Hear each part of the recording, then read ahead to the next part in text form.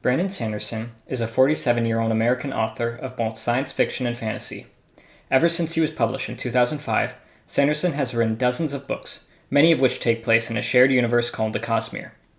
The Cosmere is a collection of different series across multiple planets set in an epic fantasy universe, and is expected to have at least 40 books before its conclusion. And while many series are set within this universe, the apparent center of it is the Stormlight Archives, an anticipated 10-book-long series of epic proportions that began in 2010 with The Way of Kings. Except, it didn't begin there. The Way of Kings began 8 years earlier, back when Sanderson wasn't yet published, in a story that has been retitled The Way of Kings Prime. The Way of Kings Prime was written during a time when Brandon Sanderson had already penned a sizable amount of books, but was not yet published and beginning to feel burned out from chasing the industry. As such, he decided to write a story for himself, focusing not on the gritty realism that the publishers wanted, but on the high fantasy that he wanted. This story was set to grand proportions, with a binder filled with between 300,000 and 400,000 words of ideas, an amount larger than what actually made it into the book. Sanderson experimented with this book more than prior ones, having more plot lines and more viewpoints than he had ever tried before.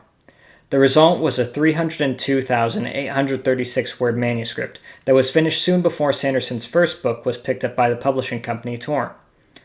A couple years pass and Sanderson decides to return to the world of Roshar, the setting for The Way of Kings. However, in the time between The Way of Kings manuscript being complete and him returning to the work, Sanderson had gained significant experience as a writer. While the basics of the story, that being the return of the knights radiant in the face of an apocalypse, remained the same, this difference in experience caused major shifts in Roshar's worldbuilding, the characters, and the actual story being told, causing the divergence between the two works. Roshar's worldbuilding, in both versions of The Way of King, is incredibly unique, and the most fundamental part of that is the very earth that the story takes place on. Roshar is a stony planet, with a rocky surface nearly devoid of dirt and covered in a substance called creme or crom, depending on the version. This substance comes from stormy events called high storms, which are hurricanes that sweep across the continent at a somewhat calculatable cycle. Because of this weather phenomenon, the animals of Roshar are largely different from those on Earth, an example being the troll. While not as well described in Prime, the beasts are a crustacean-like creature that is used for pulling things in both series. Cromlins or kremlings are another classification for the smaller crustacean creatures of Roshar, and these are often used as a form of food. This does not mean that all animals are crab-like, as a number of earth-based animals make appearance as well, namely horses, pigs, and birds. These animals, however, are relatively rare, but do appear to be more common in the country called Shinovar, which, unlike the rest of Roshar, has normal dirt and grass. Because of the lack of grass, most of Roshar makes do with a type of fauna called a rockbud. This plant grows from inside a rock, and during the high storm retracts into its shell to avoid being destroyed. There are variations of this plant type depending on the location, as places that are more exposed to the high storms grow shorter than places that are concealed. While the fauna and flora of the two Roshars are similar, the landscape on which they live is different. In Prime, the world is a number of peninsulas sticking out from a northern area. The points of land stick southward like fingers, with a couple islands but otherwise attached to a single mass. In the published version, Roshar resembles a fractal set called the Julius set, with a main snaking continent with a number of island chains along the edges. And while no distances are specified, the published Roshar feels bigger and more filled in.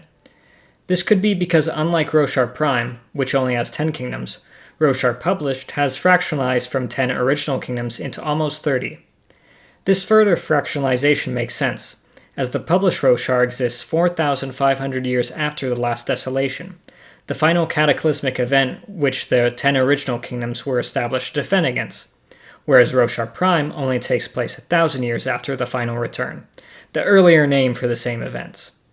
Roshar Prime also has a far shorter history than Roshar Published, as humans arrived only 3,000 years prior to the events of the story, whereas the published Rosharans went through the 4,500 years after the last desolation, as well as the many generations before it. This shorter time period might also explain the lower number of religions in Roshar Prime. While published Roshar has Vorinism, Stone Shamanism, the Passions, and some other minor religions, the Prime version only has Vorinism and Shin Shamanism. This does make sense, as Prime had no mention of the deity Odium, who is tied to the Passions, and the other minor religions appear to just expand on some of the smaller cultures.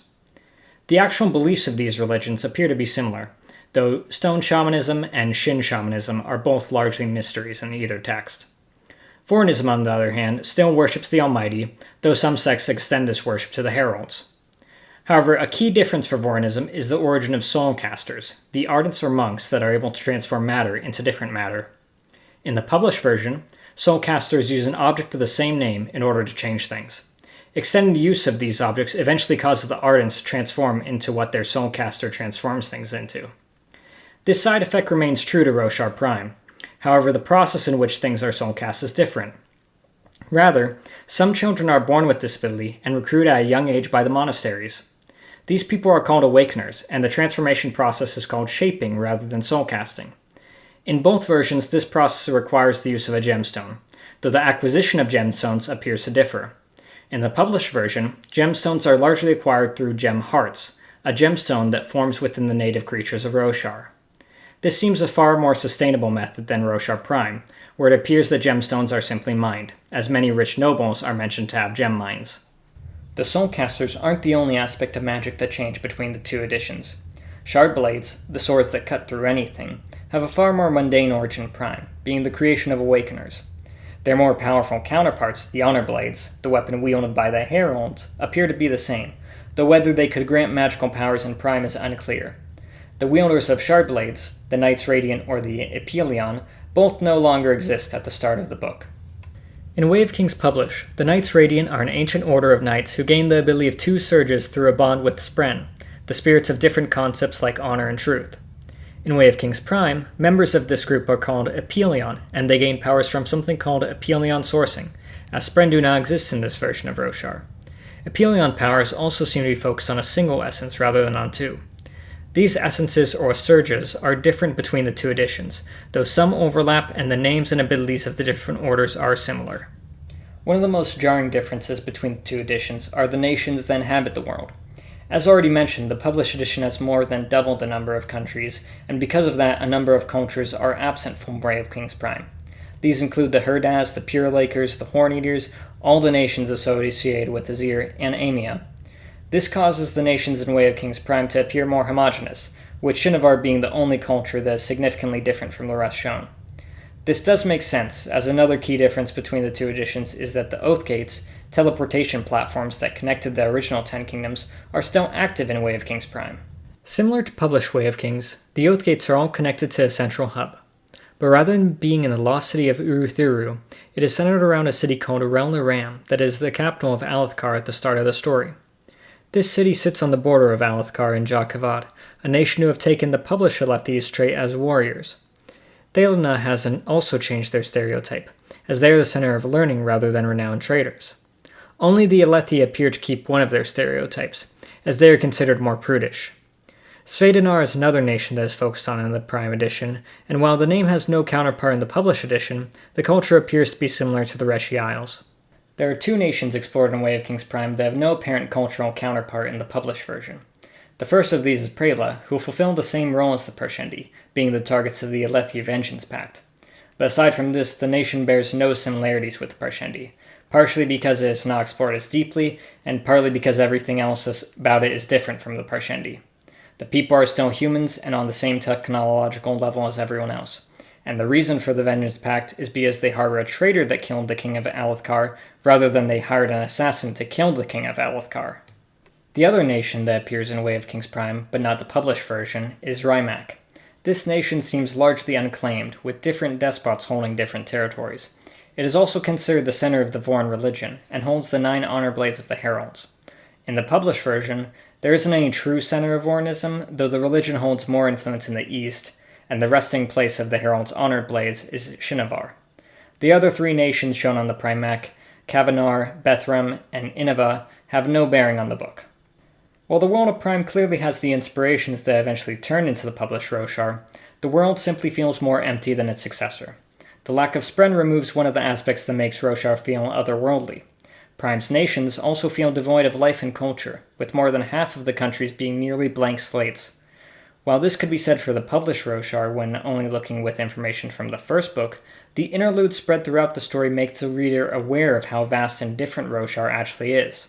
While it's interesting to see what could have been the center of the Cosmere stories, the published version of Roshar provides a much richer world that displays the peak of what fantasy storytellers can do. Thank you for watching the video, and don't forget to like and subscribe. If you like learning about Roshar, go check out Lost in Discovery. He did a video that overviews the world of the published version of Way of Kings. Or if you liked my content, feel free to check out my other videos. Thanks for watching.